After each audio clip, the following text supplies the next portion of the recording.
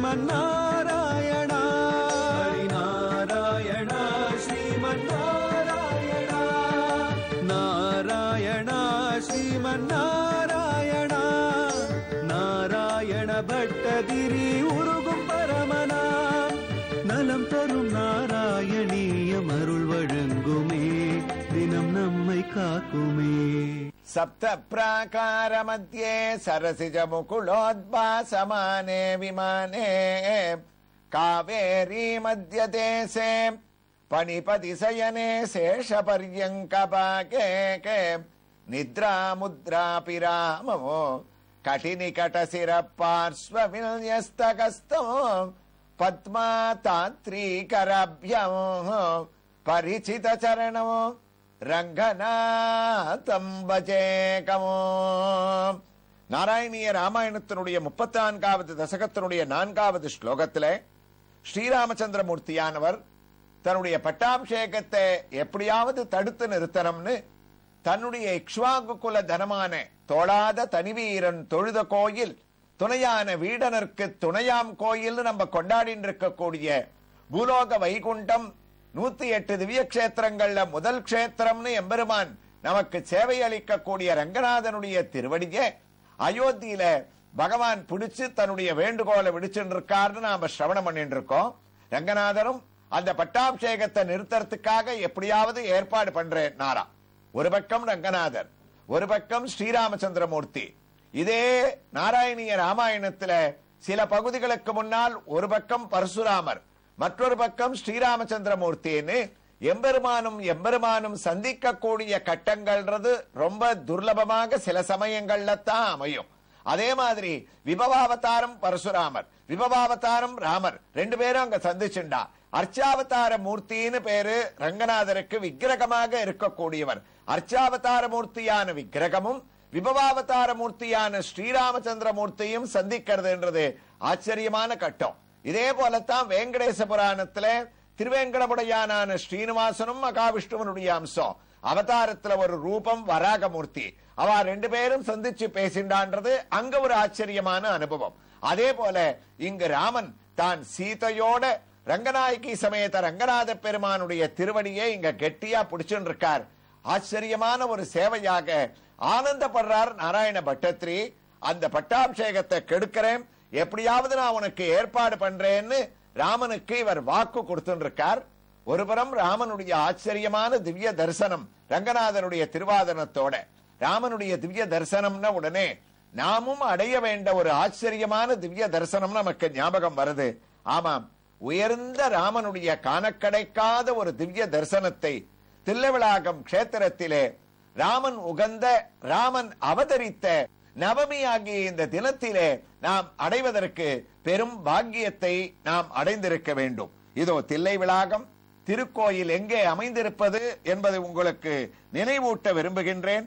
தமிழ்நாட்டிலே திருவாரூர் மாவட்டம் மன்னார்குடி திருத்துறைப்பூண்டி சாலையில் திருத்துறைப்பூண்டியிலிருந்து சுமார் 20 கிலோமீட்டர் தூரத்தில் அமைந்திருக்கக்கூடிய இந்த தில்லைவளாகத்தின் கோயிலுக்குள்ளே இதோ நாம் ஸ்ரீராமச்சந்திரமூர்த்தி இங்கு மூலமூர்த்தியாக நமக்கு காட்சியளிக்கக்கூடிய திவ்ய தரிசனத்தை அடைய துவங்கிவிட்டோம். ஆம், இங்கு ஸ்ரீராமச்சந்திரமூர்த்தியை தரிசிக்கும் போது இவர் பஞ்சலோக விக்கிரகத்திலான உற்சவமூர்த்தியாகத்தான் காட்சியளிக்கின்றார். ஆனால் இவரே இங்கு மூலமூர்த்தியாகவும் வழிபடப்படுகின்றார். இந்த திவ்ய விக்கிரகங்கள் இங்கு இருக்கக்கூடிய ஒரு திருக்குளத்திலே கண்டெடுக்கப்பட்டதாக தலவரலாறானது கூறுகின்றது. ஆகா, துவாரபாலகர்களை கடக்கின்றோம். இங்கு பல ஆண்டுகளுக்கு முன் கிடைக்கப்பட்ட இந்த விக்கிரகத்தினுடைய திவ்ய தரிசனத்தை நாம் அடைய துவங்கிவிட்டோம். கிழக்கே திருமுக மண்டலம், அழகான கிரீடம். ஆகா, என்ன பொலிவுடன் கூடிய திருமுகத்தினுடைய அழகை நாம் எத்துணை நாள் வேண்டுமானாலும் சேவித்துக் கொண்டே இருக்கலாம். காற்றிடை புடை கரந்தன அறந்தையுற கமலர்கர் தம் சேனை கூற்றிடை செல்ல குடுங்கனை துறந்தராமன் வெற்றி புன்னகையுடன் நமக்கு இங்கே தரிசனத்தை அளிக்கக்கூடிய காட்சியானது நமக்கு வாழ்விலே பல வெற்றியை அளிக்க வல்லதாக அமைகின்றது. இந்த ராமனிடத்திலே திரிபங்கம் என்று சொல்லக்கூடிய 3 வளைவர்களுடன் கூடிய ஆச்சரியமான திருமேனி தரிசனத்தை இதோ அடைகின்றோம். ஒரு புறத்திலே திருவிளையாடும் தின்தோளை, தோள் கண்டார் தோளையை கண்டார், தொடுகடல் கமலமன்ன தாள் கண்டார் தாளே கண்டார் என்ற ராமனுடைய திருத்தோளுடைய அழகான திவ்ய தரிசனம், மற்றொரு புறத்திலே வளைந்த இடுப்பு, அதற்கு கீழே இருக்கக்கூடிய முழங்காலுடைய ஒரு வளைவுகள் நம்மை பரவசப்படுத்துகின்றது. திருமார்பிலே இதோ தரிசிக்கின்றோமே போரினால் ஏற்பட்ட வடுக்கள், தேமல்கள் மனிதர்களுக்கு எவ்வாறு இருக்குமோ அதே போன்று மனிதனாகவே அவதரித்து மனிதனாகவே வாழ்ந்த ஸ்ரீராமன் தில்லை வளாகத்திலே மனிதனாகவே நமக்கு காட்சியளிக்கக்கூடிய ஒரு திவ்ய தரிசனம் பெற என்ன பேரை நாம் அடைந்தோமோ, வலது திருக்கரத்திலே ஏந்திய அழகான பானத்தை நாம் உற்று தரிசிக்க வேண்டும். இது ராமபானம். மற்ற இடங்களிலே எப்போதும் சந்திரபானம் என்று சொல்லக்கூடிய சந்திரன் வடிவிலான பானத்தை ஏந்தி கொண்டிருக்கக்கூடிய ராமன் இங்கு ராமபானத்தை ஏந்தி கொண்டிருக்கின்றான். தலவரலாறானது கூறுகின்றது, இந்த ராமபானத்தை காகாசுரன், வாலி, ராவணன் இவர்கள் மூவரை மட்டும் அழிப்பதற்காக ராமன் பிரயோகப்படுத்தினானாம். அந்த பானம் ராவணனை அழித்த பின்பு இங்கு தில்லை வளாகத்திலே அயோத்திக்கு திரும்பக்கூடிய ஒரு வழியிலே பரத்வாஜர் ஆசிரமத்தில் ராமன் இறங்கியதாக தலவரலாறு கூறுவதால் ராமபானத்தை கையிலே ஏந்தி கொண்டிருக்கின்றான். அது மட்டுமல்ல, ஆகா, அந்த பானத்தை தாங்கக்கூடிய நீண்ட விரல்கள், அதிலே இருக்கக்கூடிய திவ்ய கஸ்தங்கள், 10 சந்திரனை ஒத்த நகங்கள் கூட நாம் நேரே சென்றால் கூட இவ்வாறு தரிசிக்க முடியாத ஒரு சேவையை அடைகின்றோம். மனிதர்கள் முழந்தாலை போன்று ஆகா உருண்டு திரண்டு மடிந்த முழந்தாள்கள்.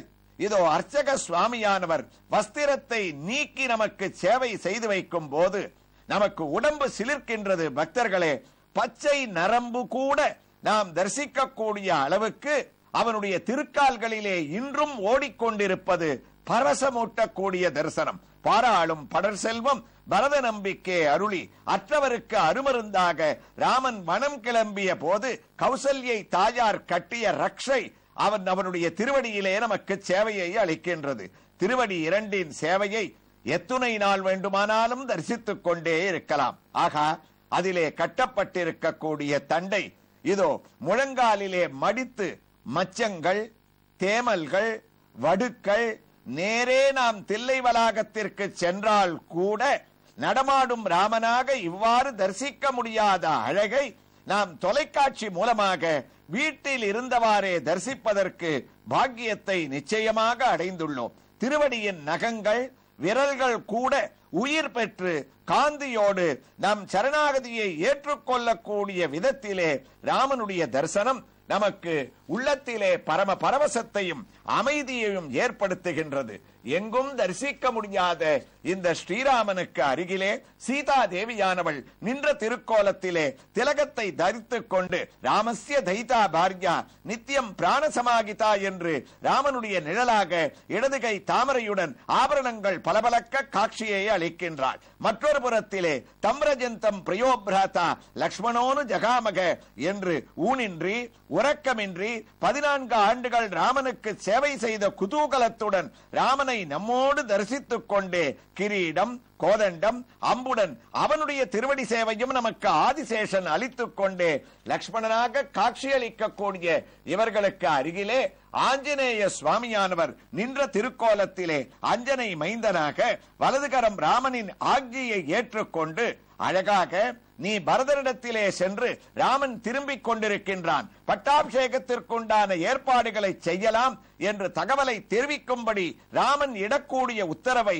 தான் கையை கூப்பிக்கொண்டு ராமதாசனாக இருக்காமல் தான் ஒரு செய்தியை கேட்கக்கூடிய பாவத்திலே உத்தரவை ஏற்பவனாக இருக்கக்கூடிய அனுமன் கதையையும் தாங்கிக் கொண்டு தரிசனத்தை அளிக்கின்றான். திருவடி சலங்கைகள் பலபலக்க இந்த ஹனுமனுக்கு தயிர் சாதத்தை அளித்து நாம் என்ன பிரார்த்தனைகளை செய்து கொண்டாலும் அது சாதகமாக அமையும் என்று தலவரலாறு கூற காணக்கடைக்காத ஸ்ரீராமச்சந்திரமூர்த்தியின் திவ்ய தரிசனத்தோடு இதோ அதே அழகோடு ராமச்சந்திரமூர்த்தியானவர் ரங்கநாதனை எவ்வாறு ஆராதித்துக் கொண்டிருக்கின்றார் என்ற ஒரு வைபவத்தை சிரவணம் செய்ய குருவாயூருக்கும் திரும்பிவிட்டோம். தாத்தாரப்தோபிஷேகஸ்தவ கலு விகதகா கேகஜாதீச புத்ரியாக.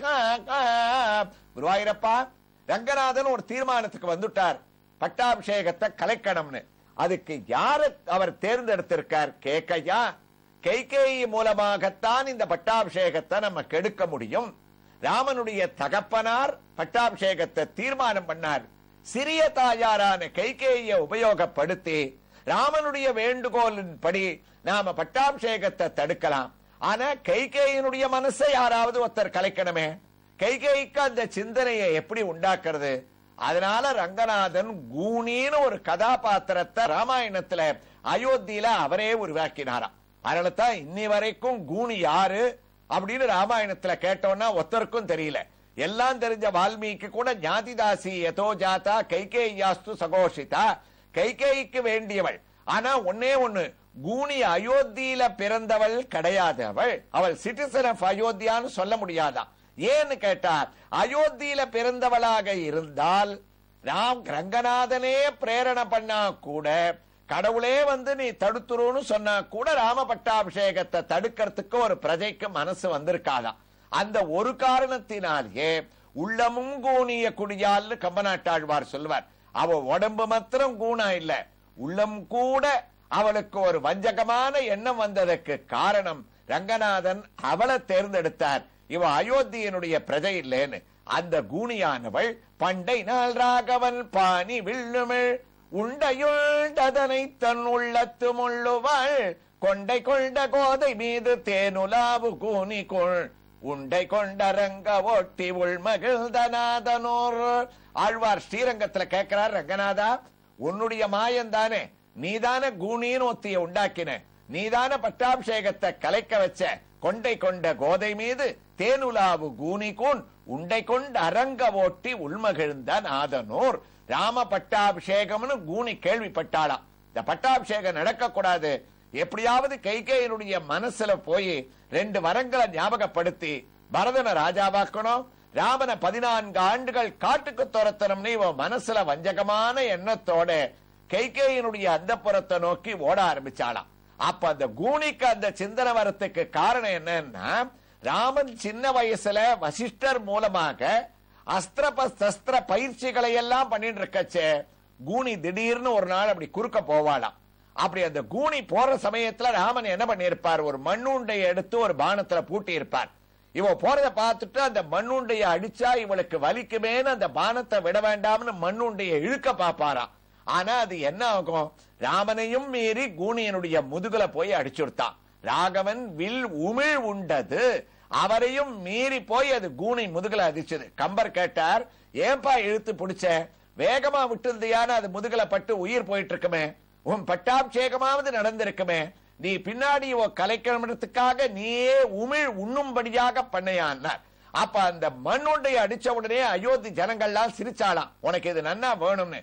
அப்ப கூனி சொன்னாலாம், இப்ப என்ன மண்ணுண்டைய அடிச்சு பின்னாடி இருக்கிறவங்களை நீ சிரிக்க வச்சுட்ட, எனக்கு ஒரு சந்தர்ப்பம் வரும், அப்ப இதையே காரணமா வச்சுண்டு நான் உன்னை காட்டுக்கு துரத்தி இன்னைக்கு சிரிச்சவா எல்லாரையும் உன் பின்னாடியே அழுதுண்டு வரவழைக்கிறேன்னு அவ ஒரு சபதம் எடுத்தாளே, அந்த சபதத்தை மறக்காம ஞாபகம் வச்சுண்டு தாத்தாரப்தோ அபிஷேகஸ்தவ கலுவி கதகா கேகையா தேச புத்ரியா கைகேயி மூலமாக இதை தடுக்கணும்னு அவளுடைய அந்தப்புறத்துக்குள்ள நுழையிறான்னு இந்த ஸ்லோகத்தை நாராயண பட்டத்திரியானவர் தொடர்கிறார்.